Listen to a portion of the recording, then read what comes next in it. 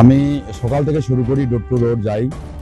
বিকালবেলা যেমন শিডিউলটা আমার চেঞ্জ হয়ে যায়, সেটা হচ্ছে সন্ধ্যার দিকটা, সেটা আমি আবার গ্রামের দিকটা যাই। সকালের দিকটা যেমন আমি মানে শহরে করি, বিকালবেলা আমি হচ্ছে আবার গ্রামের দিকে চলে যাই।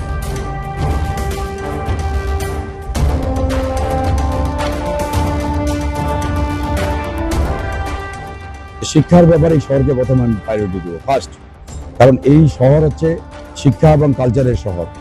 শিক্ষাটাকে আরো জোরদার দিতে হবে। একটা বিশ্ববিদ্যালয় আমাদের এখানে লাগবে।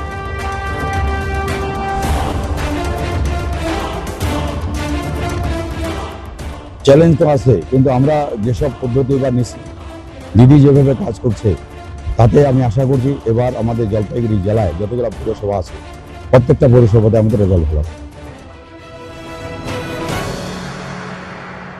এই মুহূর্তে আমাদের সাথে রয়েছেন জলপাইগুড়ি সদর বিধানসভা কেন্দ্রের তৃণমূল কংগ্রেসের প্রার্থী কৃষ্ণ দাস। তিনি এবার প্রথম বিধানসভা নির্বাচনে ভোটে অবতীর্ণ হয়েছেন। আমরা শুনে নেব তার কাছ থেকে তিনি কিভাবে ভোট প্রচার করছেন বা তিনি কিভাবে মানুষের ধারে ধারে যাচ্ছেন।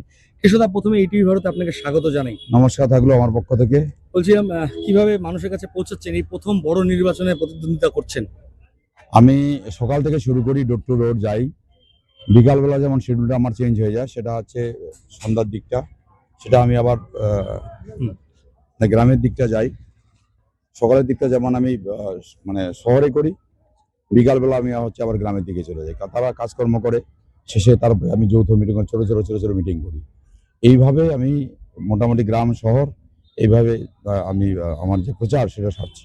আমি চেষ্টা করছি একদম মানুষের বাড়ি বাড়ি ঢুকে মানুষকে আমার কথা বলা, তাদের কথা শোনা, তারা কি অসুবিধায় আছে, কি প্রয়োজন, আগামী দিন যেমন কাজ করবো তাদের আশীর্বাদে নেব।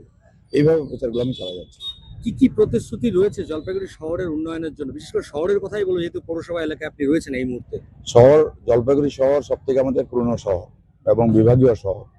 এই শহরের ইতিহাস যদি আমরা দেখি, যে স্বাধীনতা সংগ্রামের প্রথম যে আন্দোলন করে সেটা হচ্ছে ভবানী পাঠক, মজনু ফকির। সেই ভবানী পাঠকের স্মৃতি আমাদের গৌশলার মধ্যে আছে। এই শহর সেদিক থেকে যদি আমরা বিচার করি, আমরা অনেকটা পিছায় পড়ে আছি। আমার এটাই চ্যালেঞ্জ থাকবে, এটাই আমার লড়াই থাকবে, শিক্ষার ব্যাপারে এই শহরকে প্রথমে আমি প্রায়োরিটি দেবো ফার্স্ট, কারণ এই শহর হচ্ছে শিক্ষা এবং কালচারের শহর। শিক্ষাটাকে আরো জোরদার দিতে হবে। একটা বিশ্ববিদ্যালয় আমাদের এখানে লাগবে। এই শহরকে আমরা পৌরসভায় আমরা যদি এখনো রাখি, তাহলে এখানকার বেকারত্ব সমস্যার সমাধান হবে না। আমরা যদি এটাকে বৃহৎ করি, আমরা যদি আবার 3-4টা অঞ্চলকে আমরা জুড়ে দিই, কর্পোরেশন যদি করি, তাহলে এই শহর বড় হবে, আয়ের উৎস বাড়বে। যেমন ব্যবসায়ী অনেক আসবে, এমনি খরিদ্দার অনেক আসবে। আমরা জানি যেখানে সব জিনিস পাওয়া যায় সেখানে মানুষ ছুটে যায়। এই শহরকে আমরা যদি ওই পরিকল্পনায় আগাই, তাহলে আমরা সেটা করতে পারবো।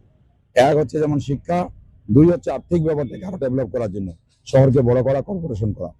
নিকাশি ব্যবস্থা যেমন আমাদের কল্লায় আমরা জলটা ফেলি, তিস্তায় যায়, তিস্তাটা অনেক উঁচু, তাই তিস্তায় কিন্তু জলটা বেরোয় যায় না সেদিক থেকে, আবার রিটার্ন করে।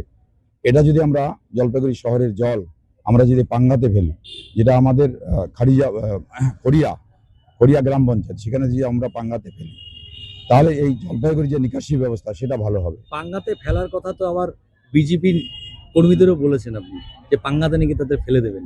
না, এই বিষয়টা কি? ঘটনা হচ্ছে যে বিজেপি কর্মীরা বারবার করে জলপাইগুড়িতে জিতে, আমাদের ভুল হয় কোথায়, আমরা তাদেরকে কল্লায় ফেলি। এবার কল্লার জল চলে যায় তিস্তায়, তিস্তা উঁচু হয়ে গেছে, আবার রিটার্ন চলে আসে জলপাইগুড়িতে। আমরা ভাগাইতে পারি না, চেষ্টা করি ভাগাইতে পারি না। এবার আমি এটা প্ল্যান করলাম, যদি আমরা এখান থেকে পাঙ্গার মধ্যে সেটা ক্যানেল কেটে নিয়ে যাই, একবার যদি পাঙ্গাতে পড়ে যায় তাহলে বাংলাদেশে চলে যাবে। এই পরিকল্পনা আমার। যুযুধান দুপক্ষ, সৈকত চ্যাটার্জি, কৃষ্ণ দাস, তাদের দ্বন্দ্ব নাকি দীর্ঘদিনের, একসাথে প্রচার করছেন দেখলাম। স্বামী স্ত্রীর মধ্যে দ্বন্দ্ব থাকে না? আপনাদের সাংবাদিকের মধ্যে দ্বন্দ্ব থাকে না? আমাদের রাজনীতির মধ্যে দ্বন্দ্ব থাকবে না? কম্পিটিশন, দ্বন্দ্ব নয়, কম্পিটিশন। কে কত বড় নেতা হবো? সৈকত ভাবে আমি বড় নেতা হবো, আমি ভাবি আরো আমি বড় নেতা হবো। কিন্তু আমাদের যখন লড়াইয়ের ময়দান, তখন আমরা এক।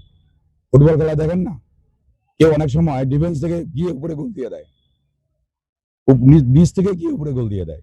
তো অনেক সময় আমি চেষ্টা করি যে গোলটা দিয়ে দিয়ে আমি বেশি গোল পাবো, হাইয়েস্ট হবো, স্কোরার হবো। আবার সৈকত ভাবে আমি হবো। আমাদের এই লড়াই আমাদের দলকে হারানোর লড়াই নয়, আমাদের দলকে আরো সুন্দর থেকে সুন্দর করার লড়াই।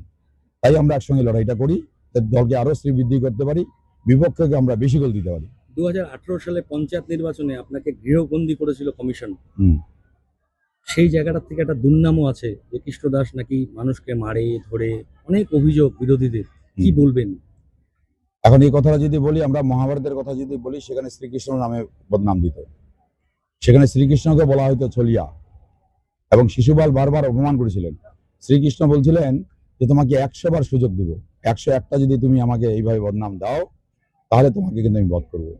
বিজেপি যত পারে বলুক, আমিও ওদের মানে 100 গন্ডি দিলাম, 100 যদি পার হয়, তারপরে বিজেপি দেখবেন জলপাইগুড়িতে পাওয়া যাবে না, সাফ হয়ে যাবে একদম। জলপাইগুড়ি যে বিধানসভা রয়েছে, দেখা যাচ্ছে বিগত দিনে লোকসভা নির্বাচনে জলপাইগুড়ি শহর থেকে লিড দেওয়া যায়নি। সেটা শুধুমাত্র জলপাইগুড়ি শহর বলে না, জলপাইগুড়ি জেলায় যে 4টি পৌরসভা রয়েছে সেই জায়গাটা কতটা চ্যালেঞ্জ বলে মনে করছেন? চ্যালেঞ্জ তো আছে, কিন্তু আমরা যেসব পদ্ধতি এবার নিছি, দিদি যেভাবে কাজ করছে, তাতে আমি আশা করছি এবার আমাদের জলপাইগুড়ি জেলায় যতগুলো পৌরসভা আছে, প্রত্যেকটা পৌরসভাতে আমাদের রেজাল্ট ভালো হবে। কত ভোটের মার্জিনে জিতবেন বলে আশা করছেন?